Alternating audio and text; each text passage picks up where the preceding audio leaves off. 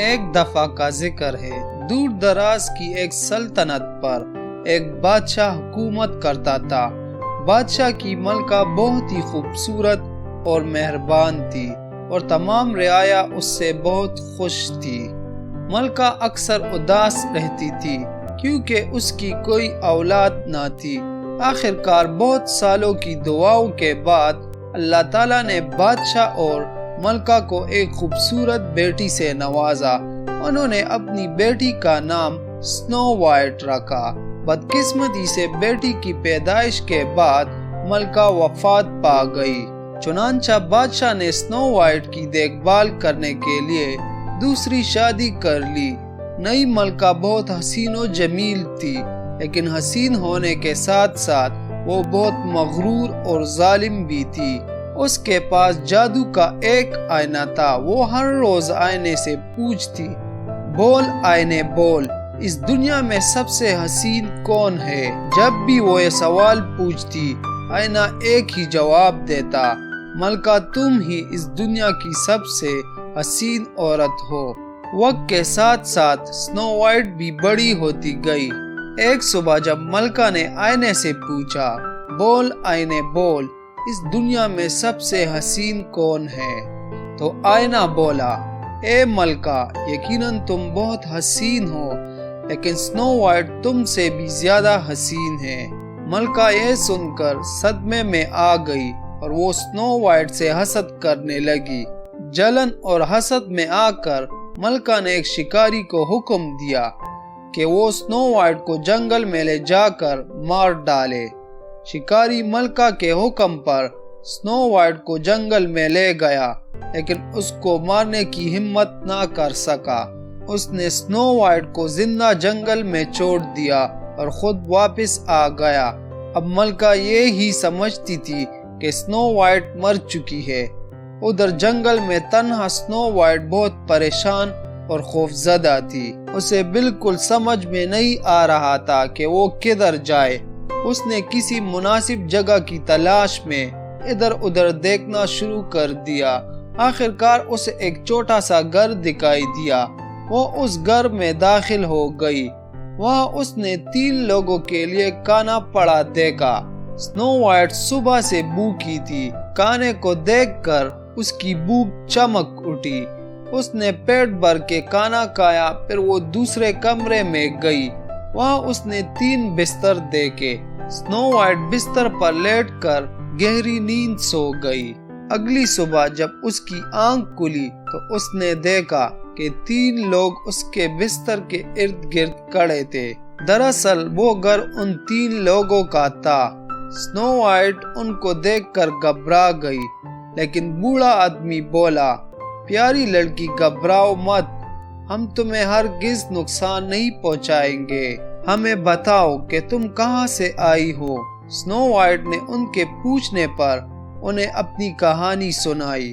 سنو وائٹ کی کہانی سن کر ان 3 لوگوں کے پریوار کو بہت دکھ ہوا اور انہوں نے اسے اپنے ساتھ رہنے کی اجازت دے دی۔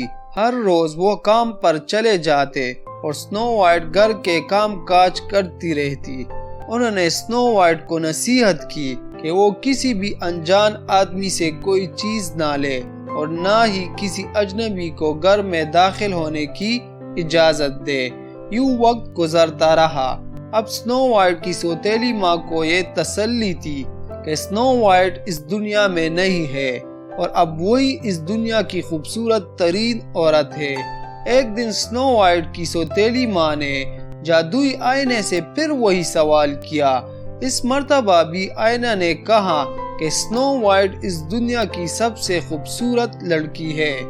یہ سن کر ملکہ غصے میں آ گئی۔ اس نے جادوئی آئینے کو حکم دیا کہ اسے دکھایا جائے کہ سنو وائٹ کہاں رہ رہی ہے۔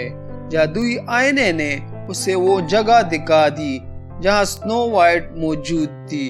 اب ملکہ نے منصوبہ بنایا کہ سنو وائٹ سے کس طرح چھٹکارا حاصل کیا جائے۔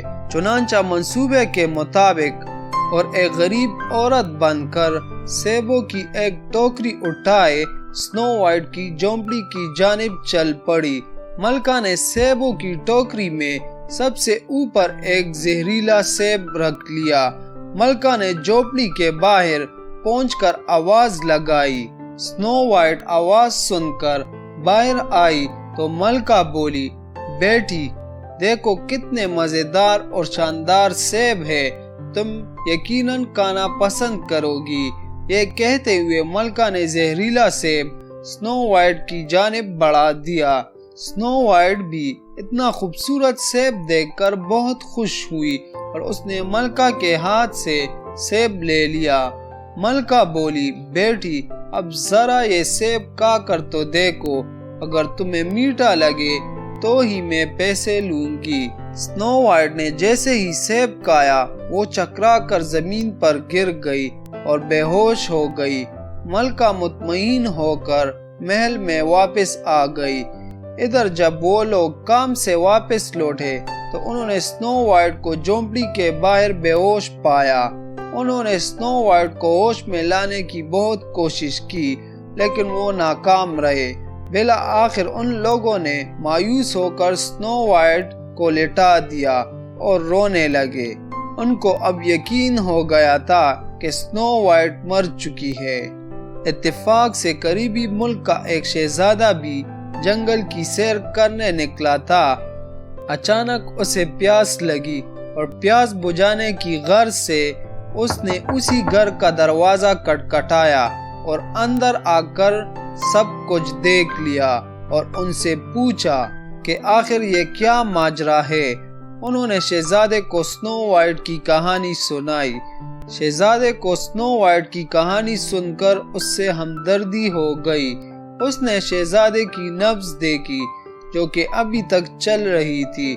شہزادے کو یقین ہو گیا کہ سنو وائٹ زندہ ہے تو اس نے ان سے پوچھا کیا وہ سنو وائٹ کو اپنے ساتھ لے جا سکتا ہے۔